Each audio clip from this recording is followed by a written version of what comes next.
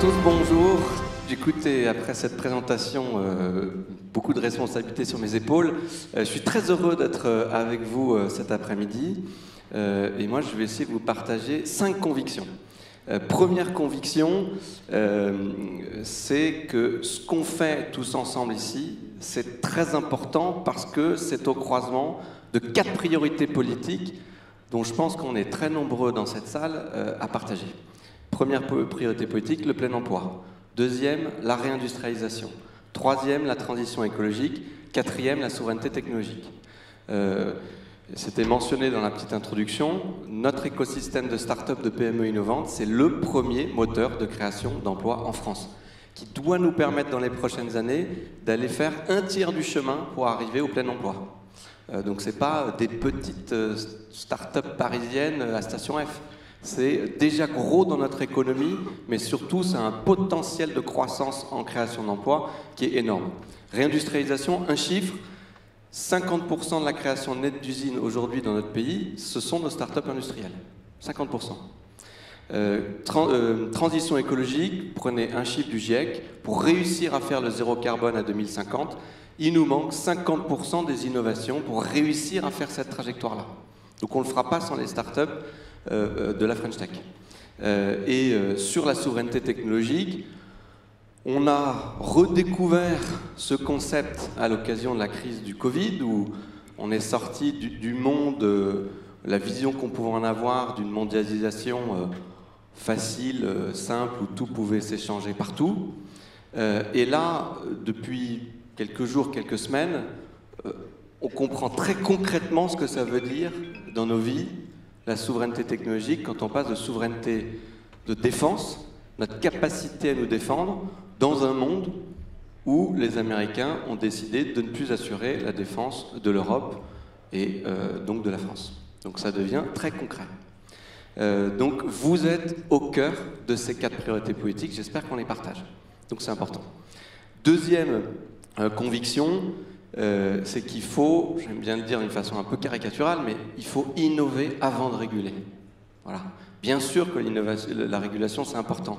Mais la première des protections, si on veut protéger nos concitoyens pour garder nos valeurs en Europe, pour garder notre mode de vie, la première des protections, c'est que les technologies, elles soient inventées par des ingénieurs et des développeurs en France.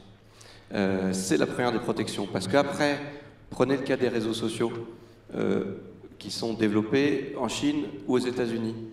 On a le plus grand mal à les réguler. S'ils avaient été construits en Europe, ça serait une autre histoire. Donc la première des protections de nos concitoyens, c'est d'innover ici, en France et en Europe. Troisième conviction, c'est que puisque tout ça est important, puisque la régulation ne va pas nous sauver, il faut qu'on y mette dans l'innovation des moyens massifs et qu'on accélère et surtout pas qu'on décélère. Dans un monde où tout le monde, ou en tout cas les grandes puissances, États-Unis, Chine, sont en train d'accélérer, on ne peut pas se payer le luxe de décélérer. Donc, à ce titre, le budget 2025, qui a été une grosse bataille, il faut saluer dans ce budget des moyens très importants sur l'innovation, 15, 20, 30 milliards, ça dépend comment on compte. Crédit impôt recherche, France 2030, loi de programmation de la recherche, tout un tas de dispositifs. C'est beaucoup de moyens, il faut le saluer. Mais ces moyens, en 2025, ils sont en décélération par rapport à 2024. Donc c'est un petit rabot sur le crédit impôt recherche, c'est un gros rabot sur France 2030, c'est un rabot sur les jeunes entreprises innovantes, c'est la suppression du dispositif Jeune Docteur. En 7 ans, on n'avait jamais touché à ces dispositifs, sauf à les faire progresser, les faire s'accélérer. Et là, c'est la première fois qu'on repart dans l'autre sens. Donc je pense que c'est une erreur et qu'il faudra qu'on se batte pour les prochains budgets, 2026, 2026 et après 2027, pour retrouver cette accélération. Alors, moi, il y a quand même une bonne nouvelle après ces 6 mois horribles de bataille budgétaire et très déprimante à titre personnel, c'est le sommet IA. avec cette belle annonce faite par le président de la République d'investissement privé étranger à hauteur de 109 milliards d'euros sur l'intelligence artificielle en France. Ça, c'est une bonne nouvelle. 109 milliards d'euros, si vous comparez, faites relativement au PIB comparé entre la France et les États-Unis, c'est 2 fois l'effort Stargate de 500 milliards. Donc ça, c'est une très bonne nouvelle. Et ça, dans mon petit cœur d'entrepreneur, compense les très mauvaises nouvelles qu'on a vues sur le budget. Mais il faut se projeter vers l'avenir et il va falloir réaccélérer très fortement. Qu'est-ce que ça veut dire? Ça veut dire faire passer à l'étape prochaine de France 2030, donc faire France 2050 avec au moins 100 milliards d'investissements au niveau français. France 2030, c'est 50 milliards. Il faut qu'on fasse France 2050, 100 milliards. Et puis, il faut qu'on ouvre des sujets sans lesquels on n'arrivera jamais à combler le gap de financement qu'on peut voir, même à taille relative équivalente, entre la France, les États-Unis ou même le Royaume-Uni. C'est le sujet de la retraite par capitalisation. Si on a des difficultés de financement en France, c'est pas parce que nos entrepreneurs sont moins bons, c'est pas parce que nos investisseurs sont idiots, c'est juste qu'on n'a pas de fonds de pension. Et donc, il faut qu'on se dote de fonds de pension.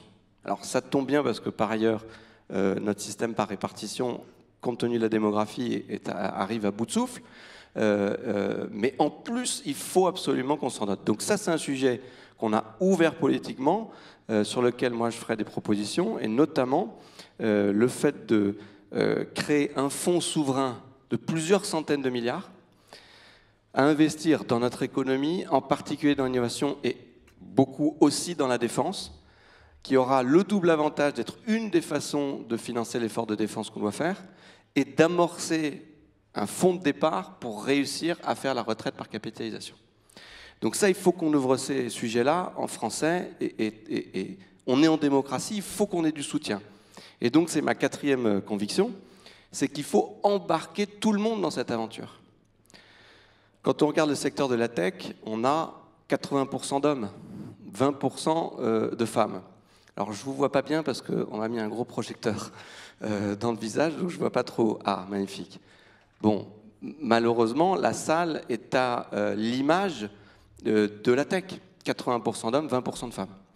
Je ne parle pas non plus des sujets qu'on par ailleurs un peu plus de mal à mesurer, de diversité, de présence territoriale. Mais il y a un sujet moral d'égalité des chances, de capacité à maîtriser son destin, et que donc les femmes doivent pouvoir aussi être dans un contexte dans lequel, si elles veulent devenir entrepreneuses, c'est aussi facile que pour les hommes. Ça, c'est le sujet politique. On a un sujet économique, d'efficacité économique, c'est qu'on ne fera pas le meilleur écosystème d'innovation au monde en se privant de la moitié des cerveaux disponibles, en particulier dans l'IA. Mais on a un sujet qui est démocratique, c'est que si on veut réussir à mettre les moyens dont je parlais juste avant sur la table, il faut qu'on embarque les Françaises et les Français, il faut qu'on embarque le grand public. Ça ne doit pas être vu, le sujet qu'on traite, comme un petit sujet d'une petite élite, d'un petit groupe d'ingénieurs, d'un petit groupe de geeks ou de financiers. Ça, c'est en démocratie, mais moi je veux qu'on reste en démocratie, c'est en démocratie design to fail. Je vous prends un exemple. 80% des Français considèrent que l'exception culturelle française, c'est une bonne idée, qu'il soit de gauche ou de droite. Donc quand le ministre de la Culture veut une augmentation de budget, ou que le ministre du Budget essaye de faire baisser le budget du ministre de la Culture, il y a tous les Français et toutes les Françaises qui sont derrière. C'est beaucoup plus facile. Il faut qu'on se mette dans ce contexte-là.